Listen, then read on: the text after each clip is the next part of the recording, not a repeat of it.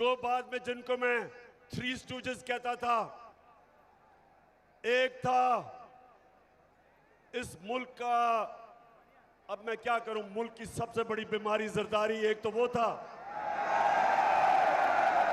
और दो भाई जो 30 साल से इस मुल्क को लूट रहे हैं। एक बाहर बैठा हुआ, वो बाहर बैठ के पाकिस्तानी फौज को बुरा भला कहता है, और छोटा भाई जो भी बूट देखता है पॉलिश करने शुरू कर देता है। ये दो भाई, और फिर तीसरा कौन है?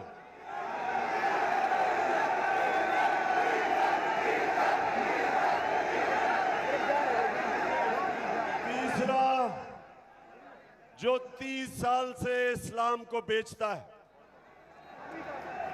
अच्छा, अब ये सुने, अटक नौजवानों, ये जरा सुने। अच्छा, इसने भी जब इक्तदार मिला तो एक दीनी आदमी, आपने समझा होगा कि वो एजुकेशन की मिनिस्ट्री लेगा। जो रहमतुल आलमीन अथॉरिटी मैंने बनाई थी कि सीरत नबी मेरे नौजवानों को, बच्चों को पढ़ाई जाए, चलो वो ले ले। उसने वो नहीं ली,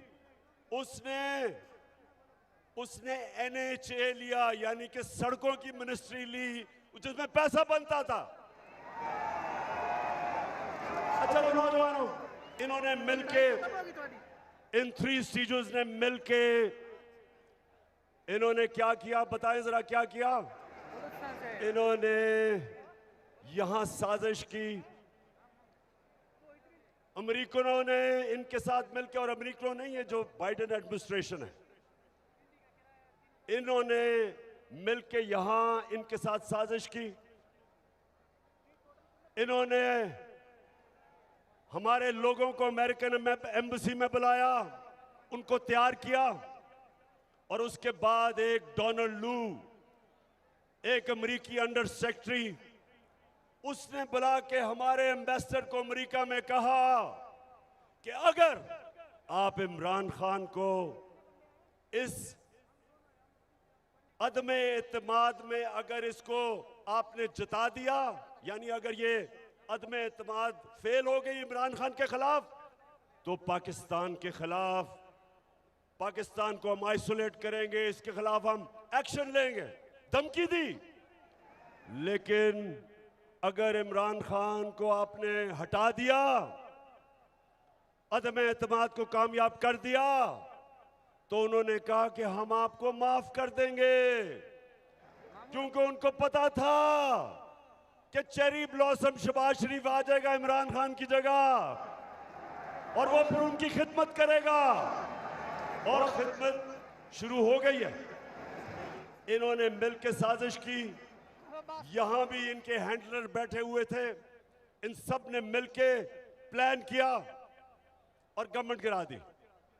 अब मैं ये आपसे पूछता हूं पाकिस्तानियों, आज मैं आपसे पूछता हूं कि वो कौन सा इतना बड़ा मसला था जो सब ने मिलकर गवर्नमेंट गिराई। आप ये समझें कि उस वक्त हमने पाकिस्तान को मुश्किल वक्त से निकाल लिया था, एक मुल्क जिसका दिवालिया निकला हुआ था। यही इन्होंने 10 साल दोनों ने मिलकर जो डाके मारे थे, मुल्क को कंगाल किया, बैंकरप्ट किया, मकरूज किया, इदारे तबाह किए, सबसे बड़ा बैरूनी खसारा छोड़ के गए $20 अरब का, वो मुल्क हमें मिला। और मुझे आज फख्र ये है कि सब मुश्किलों के बावजूद हमने अपने मुल्क को खड़ा किया। हमने आहिस्ता आहिस्ता अपनी कंस्ट्रक्शन की इंडस्ट्री ठीक की, अपनी ज़राई, अपने किसानों की मदद की, मुल्क खड़ा हो रहा था।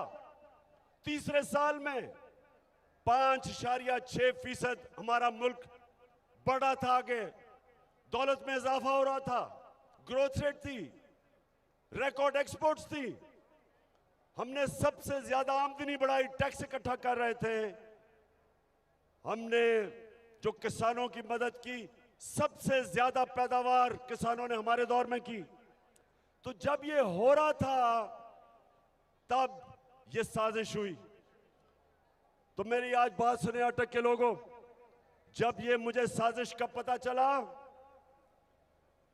तो मैंने उन लोगों को, जो लोग साजिश रोक सकते थे, मैंने उनको ये बताया कि हमने बड़ी मुश्किल से मुल्क की माइशत को संभाला है। अगर अभी ये साजिश कामयाब हुई तो मुल्क को मुश्किलात का सामना करना पड़ेगा। मैंने भी बताया, मैंने शौकत तरीन फाइनेंस मिनिस्टर को कहा कि बताओ, लेकिन मुझे अफसोस से कहना पड़ता है कि हम कुछ नहीं कर सके। और आज क्या हुआ है? आज पाकिस्तान का रुपया तेजी से गिर रहा है। हमारे जो फॉरेन एक्सचेंज रिजर्व्स हैं वो इन 2 महीनों में 30% गिर गए हैं। हमारी स्टॉक एक्सचेंज नीचे, महंगाई, हर चीज महंगी, बिजली महंगी, आगे मजीद और महंगाई, हमारी माइशत नीचे जा रही है। कौन जिम्मेदार है इसका? कौन जिम्मेदार है? बताओ अटक के लोगों, कौन जिम्मेदार है इसका? और मैं जो आज आपके पास आया हूं, मेरे पाकिस्तानियों, याद रखो कि ये वक्त अब है कि आपने अपने मुस्तकबिल के लिए, अपने बच्चों के मुस्तकबिल के लिए आपने सब ने मेरे साथ निकलना है। क्योंकि ऊपर कौन बैठे हैं? ऊपर कौन बैठा है? सबसे पहले शहबाज शरीफ। अब ये सुने जरा इसका, 24 अरब रुपए के इसके ऊपर केसेस हैं। 24 अरब रुपए के केसेस इसके ऊपर। और अब क्या हो रहा है? इसको एनओरो मिल रहा है। एफआईए जो इसके ऊपर, जिसने उसके ऊपर केस बनाए थे, अब एफआईए सारे केस खत्म कर रही है। आसिफ जरदारी जिसके ऊपर अरबों रुपए के केसेस नैब में, आसिफ जरदारी कहता है कि नैब में मैं इस्लाहात करूंगा। पाकिस्तानियों, ये है क़यामत की निशानी कि आसिफ जरदारी नैब की इस्लाहात कर रहा है। अब सोचें कि वो लोग जिन्होंने मुल्क को लूटा था, आज वो ऊपर बैठ के सबसे पहली चीज कर रहे हैं, अपने केस खत्म कर रहे हैं। जो इंटीरियर मिनिस्टर है वो कातिल है, 18 कत्ल किए हुए हैं। वो जो अभी गए हैं लंदन में मिलने गए हैं नवाज शरीफ को, वो सजा याफ्ता है, उसको सजा मिल चुकी है। वो भगौड़ा है, भागा हुआ है। उससे प्राइम मिनिस्टर जाके मुल्क के फैसले कर रहा है। और जो उसकी बेटी है नवाज शरीफ की, वो भी सजा याफ्ता है, उसको प्रोटोकॉल मिल रहा है प्राइम मिनिस्टर का। उसके पीछे रेंजर्स और पुलिस फिर रही है, जिसको सजा दे चुका है हमारा सुप्रीम कोर्ट, और वो बेल पे है, जमानत पे है। तो अटक, मेरे नौजवानों, मेरे बुजुर्गों, मेरी बहनों, नबी सल्लल्लाहु अलैहि वसल्लम ने कहा था कि कौम तब तबाह होती है जब जेलों में सिर्फ छोटे चोर हो, सिर्फ भैंस चोर और मोटरसाइकिल चोर और छोटे चोर जब जेलों में जाते हैं और बड़े बड़े डाकू को आप नहीं पकड़ते, वो मुल्क तबाह हो जाता है। ये आपके सामने मुल्क तबाही की तरफ जा रहा है। इसलिए आपने निकलना है कि जब बड़े बड़े डाकू बड़े बड़े ओहदों पे बैठ जाए, सारों ने बड़े बड़े ओहदे संभाल के अपने केस खत्म करें, और वो ऑफिसर एफआईए का डॉक्टर रिजवान, मैं आज उसको सलाम पेश करता हूं कि उसने जो केस शहबाज शरीफ के ऊपर बनाए, हमारे बेचारे गवर्नमेंट के ऑफिसर डरते हैं, इस माफिया से डरते हैं। कितने लोग हैं जो इन्होंने मरवाए हैं। डॉक्टर रिजवान, जब उसने हमजा शरीफ को बुलाया और उससे जब सवालात पूछे कि किधर से ये मकसूद चपड़ासी के पास 4.25 अरब रुपया आ गया, नौकरों के पास 16 अरब रुपए किधर से आए? तो हमजा शरीफ बजाय उसके जवाब देता, उसको उसने धमकी दी, उसको डराया कि तुम्हारी जुर्रत कैसे है कि मुझे पूछ रहे हो ये सवाल। लोग डरते हैं इनसे। इसलिए डॉक्टर रिजवान आप जैसे लोगों को हम सलाम करते हैं कि इस माफिया को, इसके बावजूद कि आपको खतरा है, आप इनके खिलाफ एक्शन लेते हैं। कितने लोग इन्होंने मरवाए। एयान अली का जो कस्टम ऑफिसर था उसको मरवा दिया। वो जो शहनशाह था जिसने बेनजीर के साथ होता था जब वो कत्ल हुई, उसको मरवा दिया। एक जस्टिस सजाद था जरदारी ने, उसको मरवा दिया। जो इनके केसेस के पीछे जाता है उनको जान का खतरा होता है। तो अगर मेरे पाकिस्तानियों ये कामयाब हो जाते हैं, हमारे मुल्क तबाही की तरफ जाता है, हमारे इदारे तबाह, कोई नहीं खड़ा होगा इनके खिलाफ। ये खुल के चोरी करेंगे, सब डरेंगे, मुल्क को लूटेंगे। और इसीलिए मेरे नबी सल्लल्लाहु अलैहि वसल्लम ने कहा था कि बड़ी कौमें तबाह हुई तुम्हारे से पहले, जो सिर्फ छोटे चोरों को जेलों में डालती थी और बड़े बड़े डाकुओं को नहीं पकड़ सकती थी। ये है हमारे तबाही का रास्ता।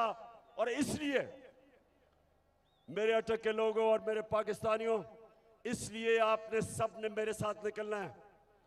जब मैं आपको कॉल दूंगा 20 तारीख के बाद, आपने सब ने निकलना है। और आपने किसी चीज का खौफ नहीं होना चाहिए आपको। नौजवानों, मेरे नबी सल्लल्लाहु अलैहि वसल्लम ने मदीना में क्या किया था, आपको मैं आखिरी बात करने जा रहा हूं, गौर से सुने। वो मदीना के लोग जिनकी कोई हैसियत नहीं थी, मेरे नबी ने क्या किया था कि वो दुनिया की इमामत करने लग गए। थोड़ी देर में अजीम लोग बन गए। मदीना के लोगों की मेरे नबी सल्लल्लाहु अलैहि वसल्लम ने खौफ की जंजीरें तोड़ दी, उनके खौफ खत्म कर दिए। खौफ की जंजीर जो इंसान को ऊपर नहीं आने देती, उसकी परवाज ऊपर नहीं जाती। डरे हुए लोग कभी आजाद नहीं होते। जब उन्होंने उनकी खौफ की जंजीरें तोड़ी, वो लोग अजीम लोग बन गए। आपके सबको समझना चाहिए कि ये जो अब आज़ादी की, हमारी हकीकी आज़ादी की जो हमारी तहरीक है, अपने खौफ खत्म कर दे। 3 ही खौफ होते हैं इंसान को। मौत, इंसान को सबसे बड़ा खौफ होता है कि मुझे मार ना दे। अल्लाह का हुक्म है कि जिंदगी मौत अल्लाह के हाथ में है। दूसरा खौफ कि मुझे जलील ना कर दे। अल्लाह ने कहा कि इज्जत जिल्लत मेरे हाथ में है। और तीसरी, रिस्क, मेरी नौकरी ना चली जाए, मुझे नौकरी से ना निकाल दे। अल्लाह ने कहा हुआ है कि रिस्क मेरे हाथ में है। तो डर किस चीज का, किस चीज का डर है आपको? इसलिए आपने सब ने मेरे साथ निकलना है। और मैंने इंशाअल्लाह जब मैं आपको कॉल दूंगा, हम कभी इस्लामाबाद में जब तक ये इलेक्शन नहीं अनाउंस करेंगे, ये हमारी तहरीक जारी रहेगी, कोई पीछे नहीं हटेगा। सारे काम को मैं आज दावत दे रहा हूं, तहरीक इंसाफ को नहीं दावत दे रहा, अपनी कौम को दावत दे रहा हूं, पाकिस्तानियों को दावत दे रहा हूं। सारे अपने लोगों को, नौजवानों को, बच्चों को, फैमिलीज को, अपने सरकारी नौकर, अगर वो डरते हैं नौकरियां चली ना जाएं तो अपनी फैमिलीज को भेजना। हमारे पुलिस वाले, हमारे फौजी अपनी फैमिलीज भेजें, क्योंकि ये पाकिस्तान की आज़ादी की जंग है।